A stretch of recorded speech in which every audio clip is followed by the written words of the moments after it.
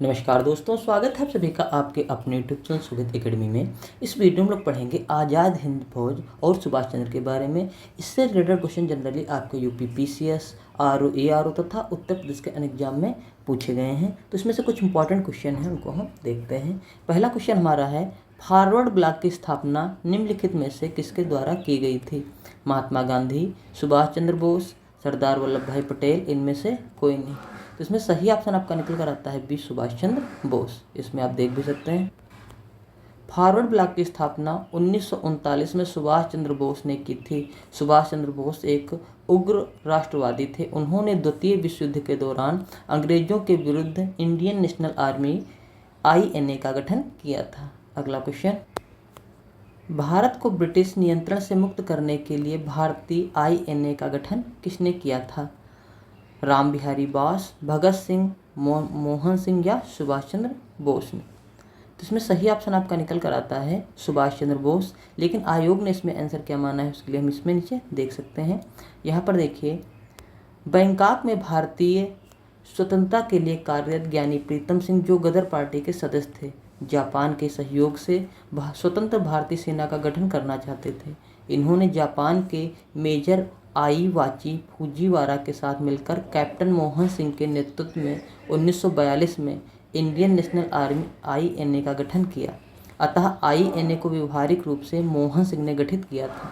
व्यवहारिक रूप से मोहन सिंह ने गठित किया था। उसका आगे देखिए, जबकि यह मेजर आईवाची फुजीवारा और ज्ञानी प्रीतम सिंह के मस्तिष्क की उपज थी। जापानियों से वैचारिक मतभेद के चलते मोहन सिंह को गिरफ्तार कर लिया और INA का नेतृत्व राम बिहारी बोस द्वारा सुभाष चंद्र बोस को सौंप दिया गया। इसे ही द्वितीय नेशनल आर्मी की संज्ञा दी गई। जो सुभाष चंद्र बोस ने की, उसे द्वितीय नेशनल आर्मी की संज्ञा दी गई। इसे ही आज़ाद हिंद फौज कहा जाता है। अतः कहा जा सकता है कि INA का गठन मोहन सिंह ने किया था। सुभाष चंद्र बोस ने INA को विविध रूप से स्वतंत्र स्वरूप प्रदान किया था। लेकिन आयोग ने अपनी उत्तर कुंजी में सुभाष चंद्र को सही उत्तर माना है। ठीक है, तो ये बात आप ध्यान देना। इसलिए हमने सुभाष चंद्र बोस को आपने उसमें सही आंसर बताया। अगला क्वेश्चन, राम बिहारी बोस द्वारा संगठित भारतीय स्वतंत्रता लीग किस संगठन का एक अग्रदूत था? भारतीय राष्ट्रीय कांग्रेस, भारतीय राष्ट्रीय फौज, भारतीय कम्युनिस्ट पार्टी, मुस्लिम लीग? तो इसमें सही ऑप्शन आपका निकल कर आता है बी, भारतीय राष्ट्रीय फौज। इसमें देख भी सकते हैं आप। जापान में रह रहे क्रांतिकारी रास बिहारी बोस ने जून 1942 में बैंकॉक सम्मेलन में इंडियन इंडिपेंडेंस लीग की स्थापना की। आज़ाद हिंद फौज का सर्वप्रथम विचार कैप्टन मोहन सिंह के मन में आया था। रास बिहारी बोस के निमंत्रण पर सुभाष चंद्र बोस सिंगापुर आए और जुलाई 1943 ईस्वी को रास बिहारी बोस ने इंडियन इंडिपेंडेंस लीग व आज़ाद हिंद की फौज की कमान सुभाष चंद्र बोस को सौंप दी।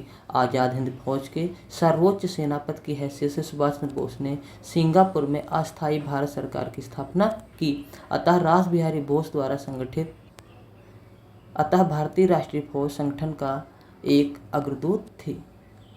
अगला क्वेश्चन, आज़ाद हिंद फौज किसके नेतृत्व में लड़ी गई? अरविंद घोष, वीर सावरकर, जवाहरलाल नेहरू या सुभाष चंद्र बोस? तो सभी लोगों को इसमें ऑप्शन पता है, डी हो जाएगा। आज़ाद हिंद फौज सुभाष चंद्र बोस के नेतृत्व में लड़ी गई। आज़ाद हिंद फौज का गठन 21 अक्टूबर 1943 को मोहन सिंह ने किया था। अगला क्वेश्चन, निम्नलिखित में से किस नेता को नेताजी कहा जाता था? गोपाल कृष्ण गोखले, सुभाष चंद्र बोस, मोहम्मद अली जिन्ना, महात्मा गांधी? इसमें सही ऑप्शन आपका निकल कर आता है बी, सुभाष चंद्र बोस। इसमें देख भी सकते हैं।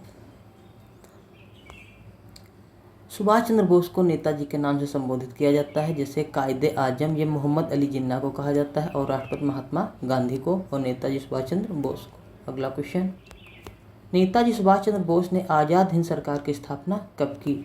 जुलाई 1943 में, सितंबर 1943 में, अक्टूबर 1943 में या दिसंबर 1943? इसमें सही ऑप्शन आपका निकल कर आ जाता है सी, अक्टूबर 1943 में। इसमें देख भी सकते हैं। नेताजी सुभाष चंद्र बोस ने आज़ाद हिंद सरकार की स्थापना 19 अक्टूबर 1943 में की थी। सुभाष चंद्र बोस 2 जुलाई 1943 को सिंगापुर पहुंचे। 5 जुलाई 1943 को रास बिहारी बोस ने भारतीय स्वतंत्रता लीग की अध्यक्षता सुभाष चंद्र बोस को सौंप दी और स्वयं परामर्शदाता बन गए। 21 अक्टूबर 1943 ईस्वी को सुभाष चंद्र बोस ने आज़ाद हिंद फौज के सर्वोच्च सेनापति की हैसियत से सिंगापुर में स्वतंत्र भारत की अस्थायी सरकार की स्थापना की। यहीं से बोस ने दिल्ली चलो और तुम मुझे खून दो मैं तुम्हें आज़ादी दूंगा जैसा नारा दिया। अगला क्वेश्चन। तो इस प्रकार के क्वेश्चन कुछ इंपॉर्टेंट थे जो कि आपके कंप्लीट हो जाते हैं। आई होप आप लोग को सारे क्वेश्चन समझ में आ गए होंगे। अगर किसी भी क्वेश्चन में कोई प्रॉब्लम रह जाती है तो आप हमें कमेंट कर बता सकते हैं। वीडियो अच्छा लगा हो तो वीडियो को लाइक कर दीजिए। चैनल पर पहली बार चैनल को सब्सक्राइब कर दीजिए। वीडियो देखने के लिए बहुत बहुत धन्यवाद। Thank you very much.